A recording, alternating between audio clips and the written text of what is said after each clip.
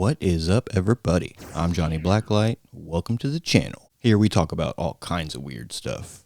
UAPs, cryptids, conspiracies, glitches in the Matrix itself, and more. Subscribe and stay a while. So today we're just going to get random with it again, man, and just look through some weird TikToks. I feel like my algorithm is cursed enough to show us some pretty interesting stuff. So let's just get into it, man, and see what we come across. After reading an unhealthy amount of the Island Files, I started to think about something, right? Y'all just hear me out, right? Spoiler real quick, if you haven't read the boys comics or heard shit about the boys comics, right? But in the boys comics, you guys remember, as edgy as they are, right? You guys remember that part where Black Noir was basically telling Homelander oh, it wasn't you all along, and he was showing him the pictures and whatever, and Homelander was eating a baby. Right. Just hear me out. I'm just throwing darts at the wall here, right? Everybody was like, "Yo, Garth Ennis, that scene is super edgy. You just took it over the." He wasn't. He was literally telling you guys are worshiping these celebrities and you look at these celebrities like heroes. But this is the shit that they're doing. Yo, y'all just hear me out. They want y'all to go back after everything that y'all have read about the Island Files. Everything that y'all have heard about the Island Files. I want y'all to really go back and try to just ignore all of the edginess and just look at the story that Garth Ennis is telling in The Boys. The show is telling the story too, right? But no, I want you guys to go back to the comics and really look at the debauchery, the parties, all the fucking sex parties at the... Yo, Garth Ennis was literally trying to tell people, and the whole time everybody's reaction was, oh, this is just super fucking edgy. No, this is he was warning people. That's so wild, man. And I've never actually read the boys comic, but that's a crazy revelation to find out, man. Because I've seen the show and I know that the comic goes there a little bit further than the show does from what I've heard. But definitely something I want to go check out now just to kind of see, man, just to kind of decipher what I can find as far as symbolism and maybe some messaging or something when it comes to this weird stuff, man. Because there's a lot to that, I think, man. I think there's a lot going on behind the scenes that we don't know about, man, that we're slowly finding out about now with this huge file drop recently and a lot of that information kind of spreading out now. And there's so much of it too, man, in Hollywood and in media in general, just peek behind the curtain stuff is kind of what I call it. And their ways of telling you what they're doing, I guess. You know what I mean? Just some creepy shit. And it sucks, man. It sucks that this stuff is sprinkled through everything we know and everything we have consumed for our entire lives. And being awake to it and having the glasses on and being able to see it is a whole different reality. But then, where we're at now with this great awakening and, it becoming second nature to talk about this stuff and know about this stuff, it's just wild. And everything we know is a lie, dude. It's just crazy, man. There's just a secret thing behind everything. It's everywhere. Now, I know Keanu Reeves isn't on the Epstein list. Do you remember in the movie Knock Knock where he has interactions with two young girls and he compares it to free pizza? Think there's a message there? Another one, man. There's a lot of that out here, man. I keep seeing more and more clips of pizza reference in films and movies and shows and stuff like that. Part of it, I think, is that peek behind the curtain stuff, and part of it kind of seems like bragging with some of it. I'm not sure. In this case with Keanu Reeves, like he said, he's not in the files, and he seems like he's on the good side of things with things. Who knows, really? There's that tapping again. Did you hear that? You heard that, right? That was a loud one. Weird. Anyways, yeah, I don't think Keanu Reeves is up to anything with this, but I feel like that's one of those things that they put in there to kind of tell you what's going on. You know what I mean? Again, like we were talking about before with the boys. Creepy. There was this airline pilot who told this very terrifying story. He said at the time he was working as a commercial airline pilot. And this one particular flight, they were going from New York to San Francisco. So they were about 3 hours into the flight, and they were at cruising altitude. They were somewhere around 38,000 feet. And he said he gets this call from the stewardess into the cockpit, and she says, we have a passenger that seems very agitated. They are freaking out, and they keep saying that there's something following the plane and that there is something outside of the window. So the pilot tells the stewardess, just keep me updated. If things get worse, let me know and we'll come up with a plan of execution. About 5 to 10 minutes later, once again, the stewardess calls the cockpit and she says, he's getting worse. He's very agitated. He's saying that there's a cloud following the plane. He said, we're being chased by a cloud. He keeps saying it over and over again. He's pointing to the window. So the pilot goes, well, does he seem like he's on something?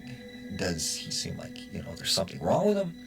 She said, no, he's a nice, clean-cut man. He's well-dressed, and he seems terrified. The pilot said, okay, continue to just keep him calm and continue to keep me updated. So as he's, flying the plane, he starts thinking about, terrified. Like, why would he be terrified? What was scaring him? And then shortly after that, another 5 or 10 minutes, once again, the stewardess calls and she says, he is very erratic now, and we need to do something about this. And next thing he knows, this man comes charging towards the cockpit and starts banging on the door. And she says, Captain, he says he wants to speak to you. He says it's imperative that he speaks to you. So the captain says, okay, put him on the intercom. So the captain's like, hey, I'm the captain of this plane. What seems to be the problem? He says, there is a cloud that's following this plane. When shortly after we took off, I seen this thing out the window, and it's been following us ever since. And he said, there's something about it. Something's going to happen to us. Something is wrong. And the pilot said, we're at 38,000 feet. There's no clouds. There's no other aircraft on the radar. Like, it's completely clear out here. So he says, you know what? I'll check out the window. So this guy tells him, where he's seen the cloud, by the left side of the plane near the tail. So the pilot's able to look out a side window in the front of the cockpit, and there's absolutely nothing. It's just clear, dark skies. So he tells the man, I don't see anything. I think you're just panicking because, people get afraid flying. Just sit down, relax. So the guy, sits down and the pilot continues to fly. Well, that's when his co-pilot's like, there's something strange on the radar. And when they look on the weather radar, they see this small little blip. Looks like a tiny little cloud. And it's right behind the plane. And it does seem like it's following them. And this thing is blinking off and on to the radar. And so he says, man, that's right where that guy said this cloud would be. So he says, hold on one second. So he radios to the flight attendant, and he's like, let me talk to this guy. So the guy comes up, and he's still frantic. And he says, what does this cloud want? Why is it following us? And he said, look, this cloud, it's taken down many planes, and it always follows aircraft, and the only thing you can do is ignore it. Do not talk about it. Do not acknowledge it. Do not say anything about it. Just ignore it. And so the pilot then, gets off the intercom with him, and he continues to fly the plane. He said as he looked out the window into the darkness, he could see something that was darker than dark. It was this black blob that was behind the plane. So he just turned his head and he ignored it, and he flew all the way to San Francisco. the plane lands, and they get everybody off the plane and stuff. And when they start doing inspections on the plane or whatever, they find that there was some sort of mechanical issue that could have caused the plane to go down. So he starts wondering, I wonder who this passenger was and how he knew all this information. Like, what did he know about this cloud? Like, what was this? So he looks on the flight logs, and he can't seem to find a passenger sitting in that seat. They do have him on the security cameras, but he cannot identify this person.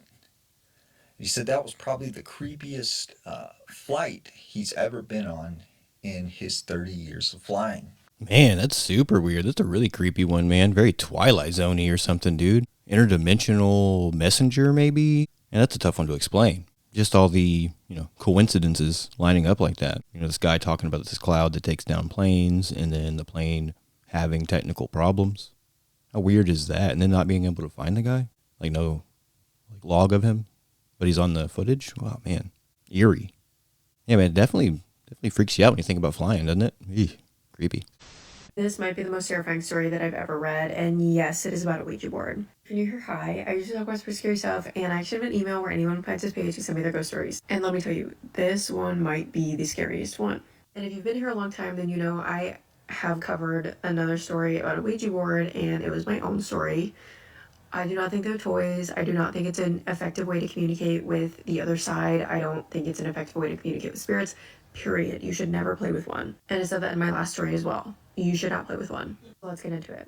This story comes from Andrea, who says that before any of this haunting happened, her and her friend Vanessa were playing with a Ouija board and did not say goodbye. If you're not familiar with a Ouija board, you have to say goodbye. It is like rule number 1 written in all caps. Andrea says that it was so long ago that she doesn't even remember what they were saying, but she knows that they did not say goodbye. They went upstairs to get some snacks, and as they're gathering snacks, her friend Vanessa walks towards the doorway, which leads into the living room, which also happens to be a sunken-in living room, so you can look down into this living room. And as she's getting snacks, Andrea notices Vanessa kind of had her head tilted, looking into the living room, curious. And right before Andrea is able to ask Vanessa, hey, what are you looking at?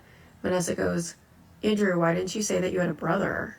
Obviously confused, Andrea's I don't know what you're talking about. I don't have a brother. Walks towards the doorway and sees this little boy in this sunken-in living room with blonde hair and blue eyes staring at them.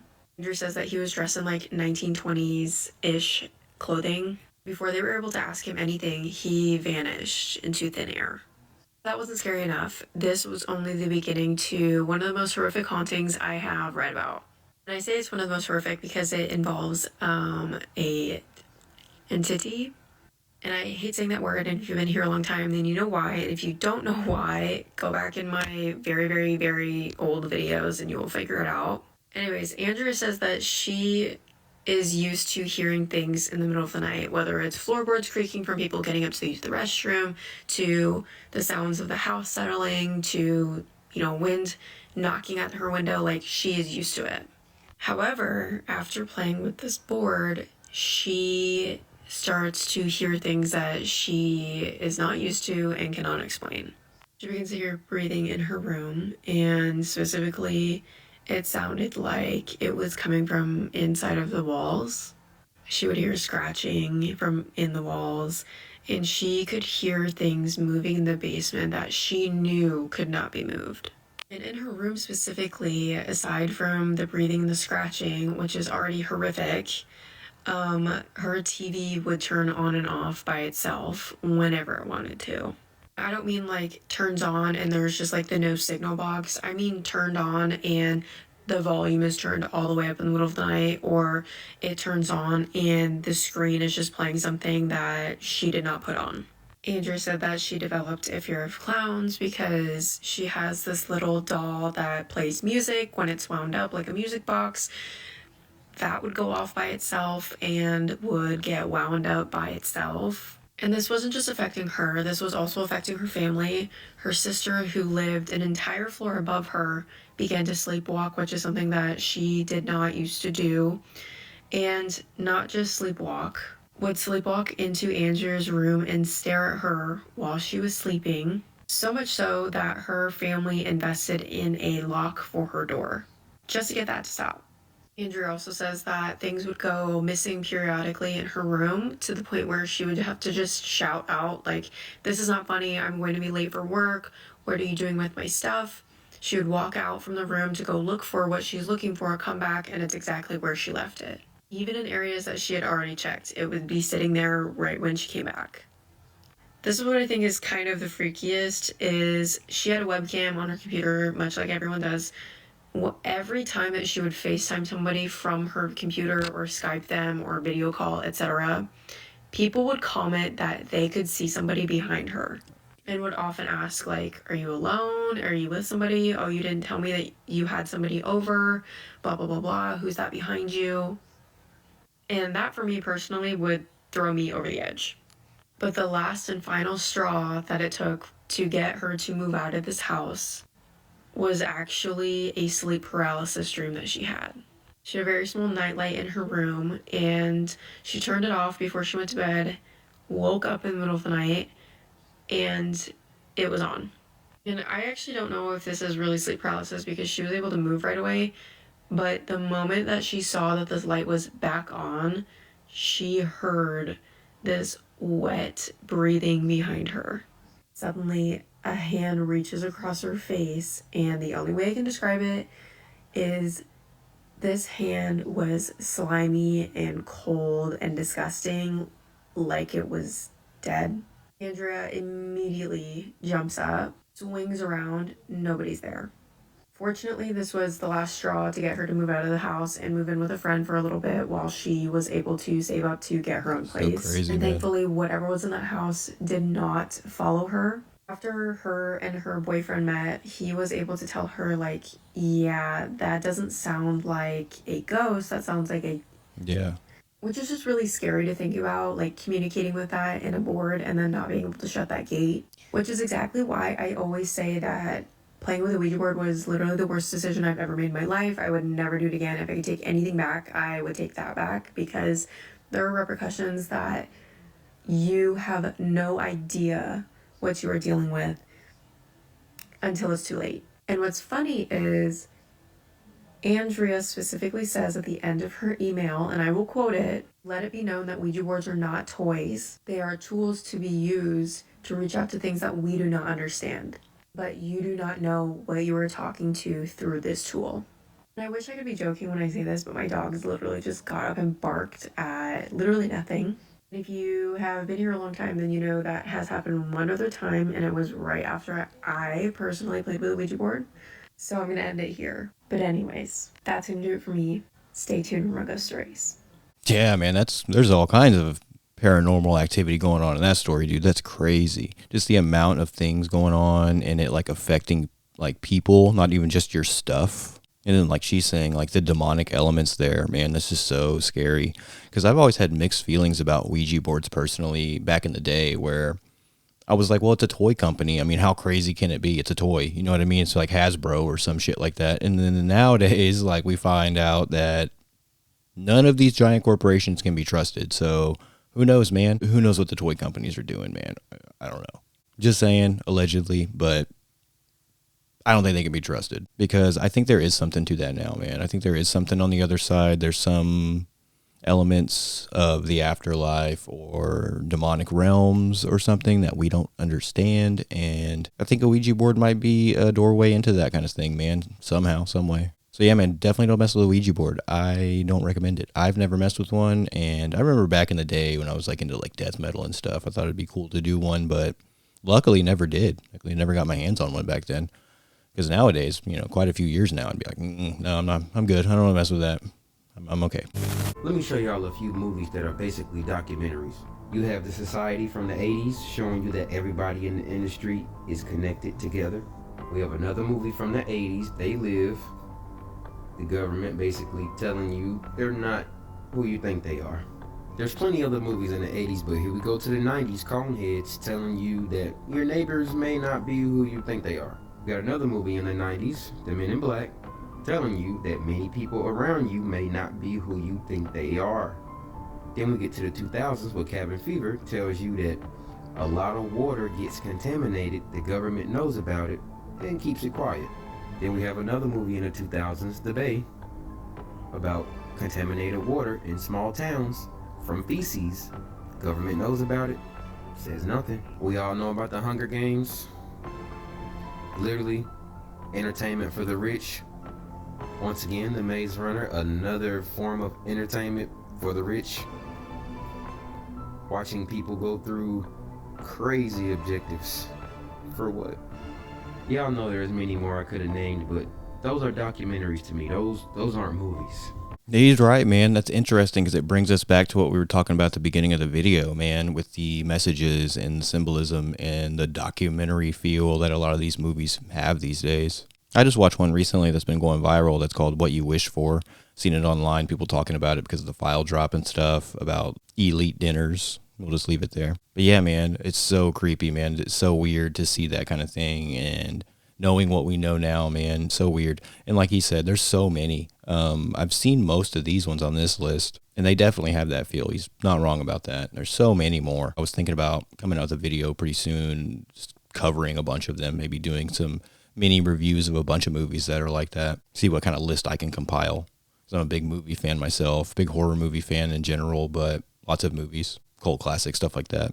Always been a big movie fan. So yeah, man, I remember noticing these things back in the day and seeing Eyes Wide Shut at an early age and stuff like that and being like, yeah, something's going on with this Illuminati shit, man. Seems like it.